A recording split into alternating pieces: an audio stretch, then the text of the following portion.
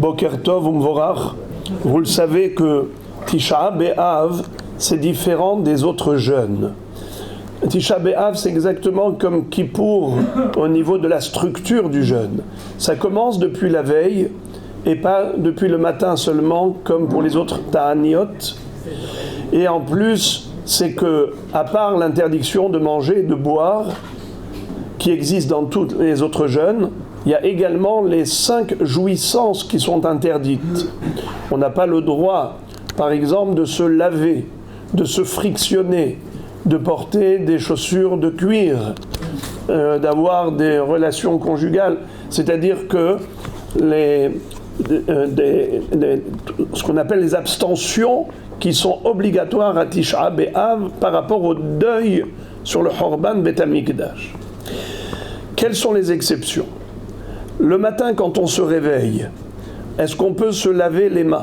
Car on a dit qu'on n'a pas le droit de se laver les mains, même pas une partie du corps, même pas un doigt. Si on voudrait se faire plaisir de se mouiller les mains, se laver, on n'a pas le droit. Alors qu'est-ce qu'on a le droit de faire quand on se réveille ? On fait Netilat Yadayim, mais uniquement les phalanges, jusqu'à la paume de la main, mais pas la paume de la main elle-même, juste les phalanges. 3 fois, comme d'habitude, mais pas toute la main. Pareil, quand on sort des toilettes, avant de faire un Sheriatzar, on se lave les mains, mais également, uniquement, jusqu'aux phalanges, pas plus. Les yeux le matin, une fois qu'on a les doigts mouillés, alors on s'essuie les yeux, mais on ne se lave pas le visage normalement. On va expliquer pourquoi. Ce qui est interdit, c'est un lavage de plaisir. Mais si c'est pour enlever une saleté, par exemple, quelqu'un s'est sali, il a le droit de laver l'endroit sale. Ce n'est pas pour se faire plaisir, c'est pour retirer une gêne. Il y a une différence entre retirer une gêne ou se faire plaisir. Alors, en effet, celui qui se réveille le matin et qui a dans les yeux de la sécrétion qui le gêne et il veut se laver les yeux, donc quand il a les doigts encore humides, mouillés, il peut également passer sur les yeux.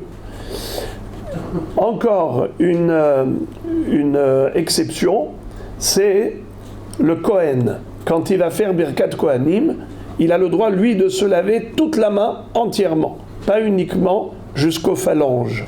Ce n'est que le Lévi qui lui lave les mains, qui généralement se lave lui-même avant, lui, il se lave que les phalanges et pas toute la main.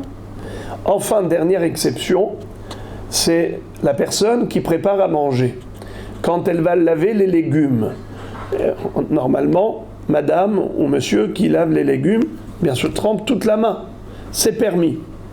Pour préparer, par exemple, le repas de Motsae Tisha B'Av. À l'issue de Tisha B'Av, on va manger. Il faut bien préparer comment ils appellent ça, la harira.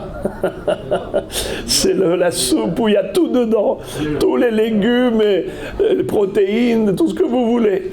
Alors, en effet, on a le droit, ou bien par exemple, si on veut donner à manger à un enfant et on veut laver le fruit précédemment, c'est permis parce que ça ne s'appelle pas un lavage de plaisir, mais un lavage qui est par rapport à un besoin spécifique.